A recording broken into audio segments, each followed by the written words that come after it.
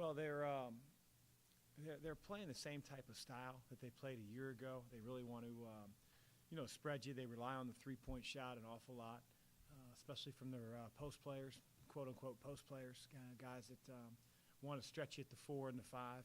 When you lose a player of the year nationally, there's going to be a dip from whoever, takes his place. But their style of play is very, very similar to a year ago.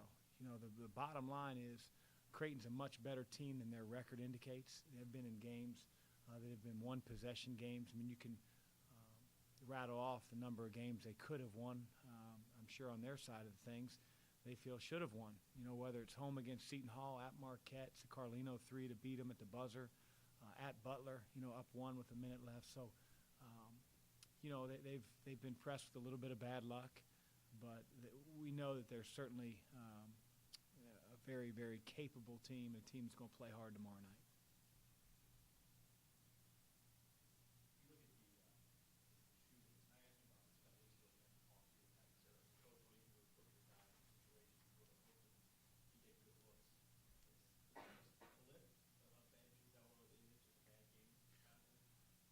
Well, we haven't shot the ball as well as our team, I think, is capable of.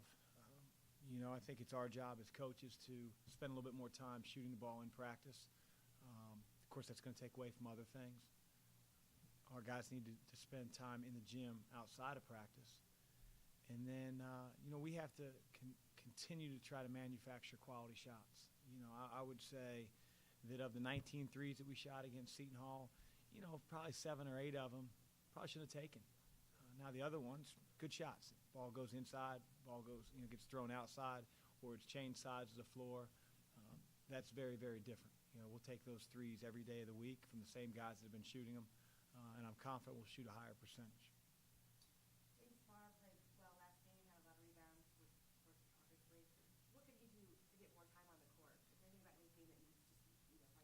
For James, and a lot of times it's all about matchups, and there are just going to be some games where it's not conducive for our team to play him as much. Now against Seton Hall, hindsight being 2020, I probably should have played James a little bit more. He played very well. He rebounded the ball per minute better than anybody on our team. His shots around the basket, he affected around the rim defensively. Did a terrific job. So there are going to be games where he plays a little bit more, games where he plays a little bit less, but he's a huge part of our team.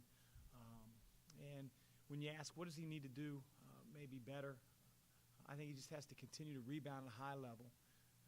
And he has to defensively always be solid, whether he's guarding a guy around the basket or a guy that's trying to stretch him on the perimeter. He's made growth in that area, but, he's just not as good as Trayvon in that situation with the stretch 4. But I wouldn't trade James for anything. He's gotten better. I mean, his freshman year he hardly played. He's a big part of our team. In the last game, Brandon was the first one to come in for D. Are he and Larry still neck and neck for a backup? I think so. I think either one of those guys can fill in. I'd like him to be a little bit more consistent, not only on game night but also in their practice production. But yeah, we're comfortable putting either one of those guys, and we have to play those guys more to keep these minutes down as well. And that's the job I have to do.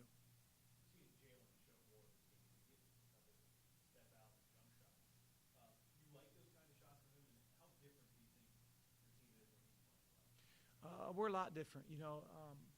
It'd be nice to be able to play both Matt and Jalen together at times. Sometimes it just isn't the right matchup. Jalen is very, very talented. He can score with his back to the basket. He can face up. Like most of the guys on our team, he's got to figure out when a good shot is and when a bad shot is. And, again, sophomore, and sometimes, you want to put the team on your back and make some plays, but that can work against you as well. And so, again, he's developing. Where Jalen is today on February 3rd versus a year ago or even when we first came here is night and day. And I look for him to continue to skyrocket with his play and continue to get better. At this point in the season, when it's been, kind of getting down to it, it's been a grind, is there anything you do from a mental standpoint to kind of get these guys to loosen up and maybe recharge? Well, I just think that, we have to really focus on what's in front of us. We have a favorable schedule down the stretch. It doesn't mean it's going to be any easier. I'm not naive enough to sit back here and say, hey, we're going to be favored in all the games. Here we go. We're going to roll it out. But the reality is, we played 6 Big East games on the road, and besides DePaul, the next closest team has played 4. It's a lot harder to win in any conference on the road, let alone our conference. So, again, I think, that there's a perception the standings aren't necessarily going to be what they are today in 3 weeks. That should excite us.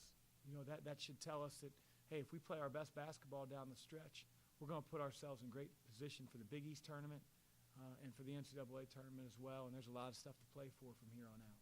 That said, do you think this team has a chance to get on a run? A bit of a roll. There are a lot of home games coming up, and like you said, prepare for the back. I'm not going to go down that far. I'm not going to say, hey, we have a chance to. We always have a chance to, but the only thing that I'm worried about as a coach, and I know it's maybe coach speak, is tomorrow night, 9 o'clock, being ready to go, and then we'll worry about our next opponent after that.